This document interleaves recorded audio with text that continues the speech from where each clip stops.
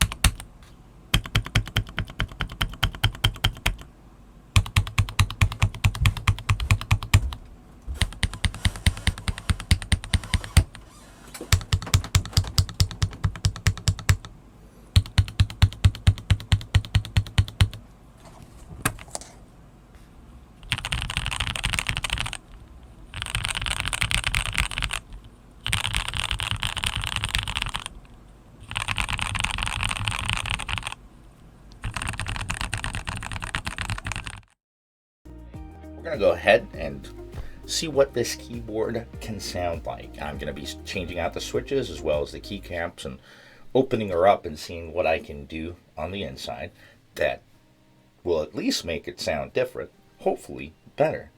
But in the end, you guys decide. So let's start out with taking everything off.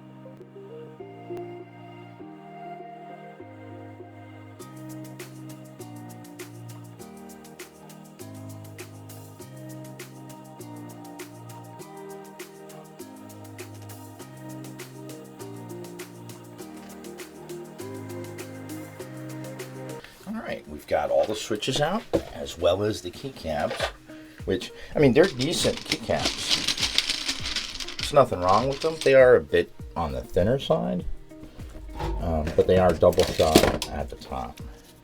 Let me see. Zero out. They're 1.0. That's like my lowest limit. So I'm going to be switching them out with some 9009 keycaps today. But first, let's get into this keyboard. Now, I don't think I've seen any videos yet that open it up. I may have missed them, but I did do a cursory search on YouTube and did not find much of anything. So I assume that this is going to be clip in place. So handy dandy spudger.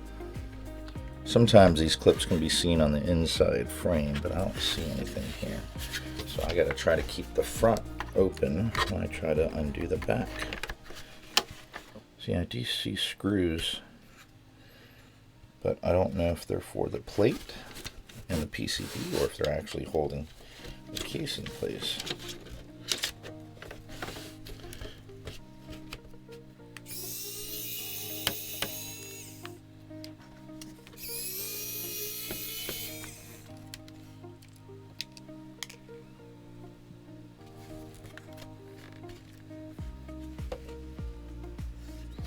Alright, looks like I got all the screws. Watch that not have anything to do with this. No, I'm going to have to do them at one point or another anyway, so right? But let's see if we can get in here.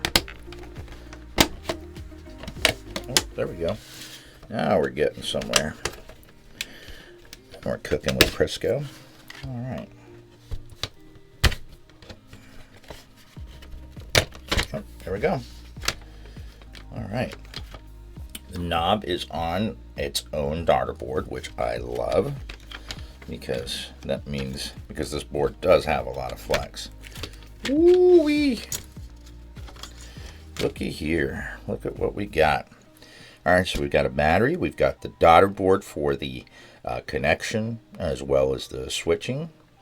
And we've got the daughter board for the knob. Now, what can we do here? These gaskets are meh, but I mean, there's already a good amount of flex. We see the antenna right over here. Let's go ahead and get these things disconnected so we can inspect a little better. I gotta say, this isn't my idea of a good JST connector. This should be going in the right way instead of going up and curving over. I mean, come on now. All right. There already appears to be some sort of pads. I was gonna do the PE foam, but seeing as this is, oh, wait a minute. Does this have some screws from the back? But what are we gonna do about this case?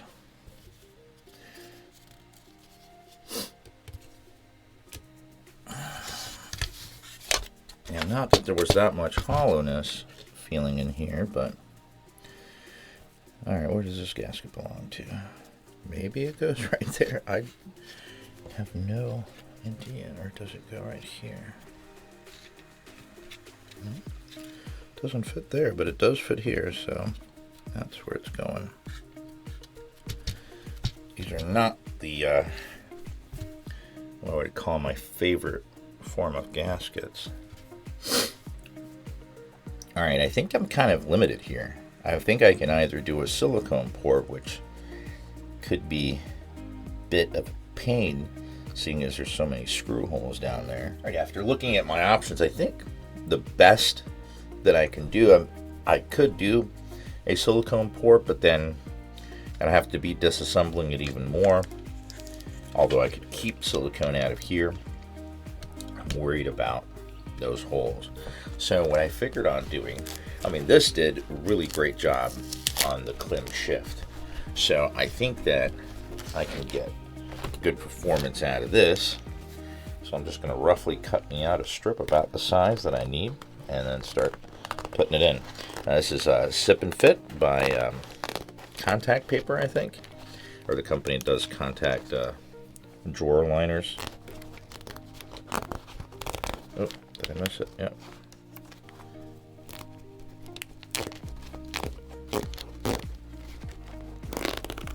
Basically, the reason I chose Sip and Fit is because I'm going to be able to just roughly tear out pieces that will fit into these little compartments. While it might take me a minute, I think it would be quicker than actually doing a Tempest Tape Mod. I mean, a silicone pour. Alright, looks like we've got most of the compartments filled, so at this point I'm just going to go through and kind of build up. Always trying to make sure to stay above the rib line, or these lines that are going throughout the compartments, because that would actually start interfering with the plate. Alright, I think we've got it really well padded. This would have been a pain, in my opinion, to do a silicone pour. I think this was on quicker, and I think it'll be just as effective. I found the screw that's holding this together.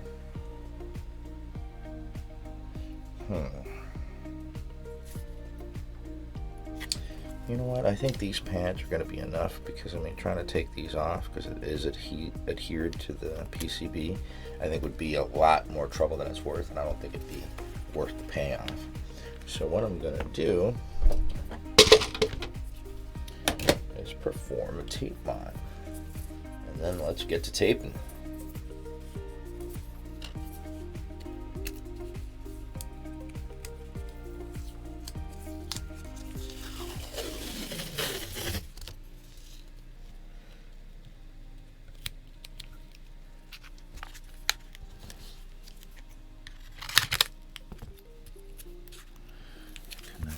is on this side.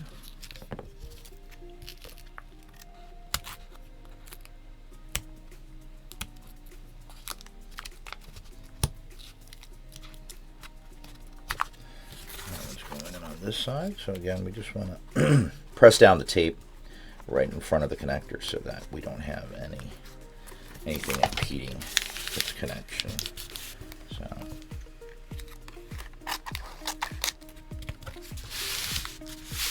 all right, I think one more layer and we'll do good. Oh, but let's not forget about the connectors.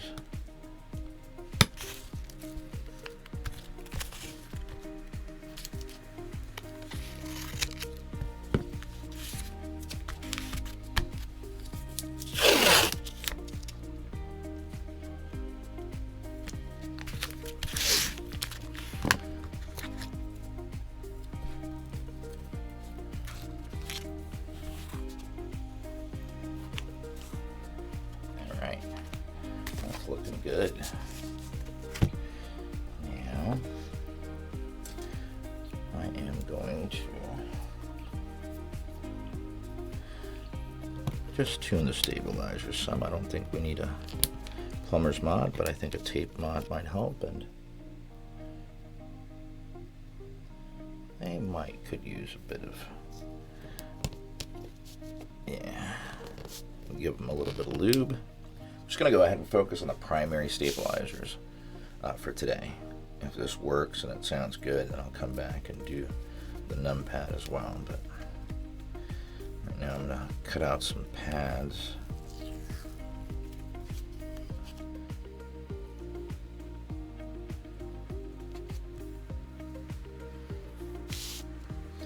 Alright, now all we're really going to do is just add a little more grease to the stabilizer. I am just going to add a little bit more just to make them that much smoother. Hopefully not too much. I want to bind them up. Alright.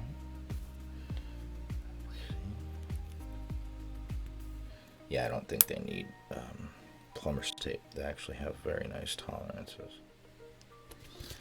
What I'm doing here is just making sure that these clips are locked in, but I think on this side the tape is actually too tight. Oh, it's actually the tap on the motherboard. Alright, I think that's actually going to go away once we put it back together, but we will see. Thankfully these are plate mounted, so I can come back to them should they need to. Oh, that's much better. Alright, ticking's gone. Yeah, I just needed to make sure these clips aren't all the way engaged. There can be just the slightest bit of rattle. Alright, looks like we've got the lock tabs engaged. Stabilizers are as stable as they're gonna be. Let's try a switch. So nice and smooth. It does make a difference. I mean, not that they were rattling before, but it definitely, in my opinion, sounds better than it did before. Space bar.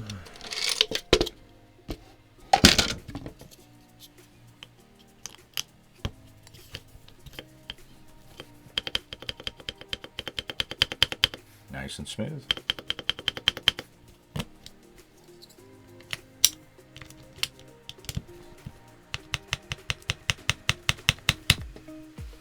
Looks good. I'm happy. All right. Now, let's see. I think that's about all the mods we're going to be performing today, besides replacing the switches and the keycaps. So, all right, that one's in. Now,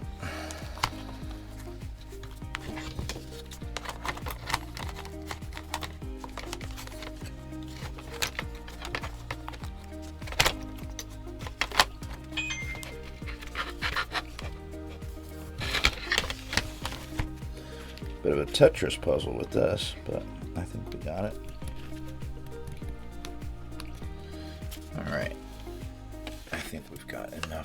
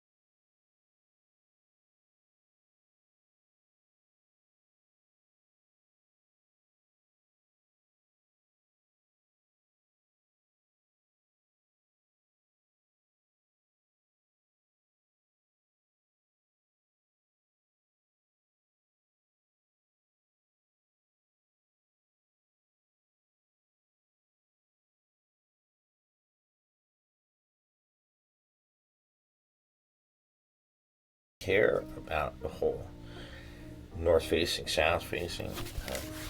So any interference I've ever encountered has been minimal.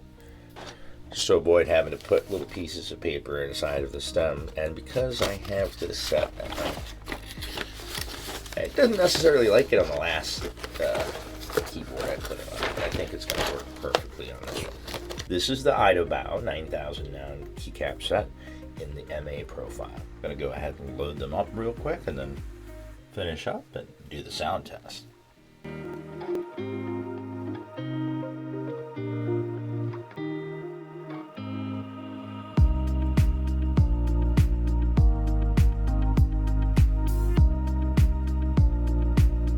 And here we are with the fully rebuilt KBM1800 or James Donkey RS2. We're using the Idobao MA caps. I'm loving the way that this looks. Even the silver knob, it almost looks and sounds like a new keyboard, I think. I mean,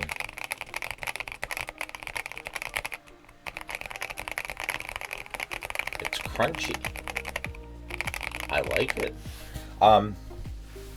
Yeah, I got it in Bluetooth mode, and I was like, I don't see any lights, but it's on because I can cycle through windows. But I the way that these are shaped is just blocking all the light. But I think that it's a fair trade-off for how it sounds. And it actually feels a little bit more bouncy, maybe because I lost a couple of those gaskets. I don't know. I am going to have to come back to this at some point and just finish it up. And I think I may take the time to do a silicone pour. But I think for right now, I think I think it ended up being pretty good for my first attempt at modding this keyboard. I gotta say, I have cycled through using this keyboard, and even though it slows me down a bit, I don't know. I like how this looks. I don't know. I may use it for a day. I may use it for a week. But I'm going to go ahead and leave you guys with a stock sound test. Hopefully, you either learn something or, you see at least how to take it apart, how to put it back together. Obviously be careful of those JST connectors. And I'd love to hear your thoughts on what do you think of the end product. Does it sound good? And like I said, I'll include a link in the description for the original sound test. I probably should have just done another one, but I got started and here we are. So until the next transmission, keep calm and keyboard on.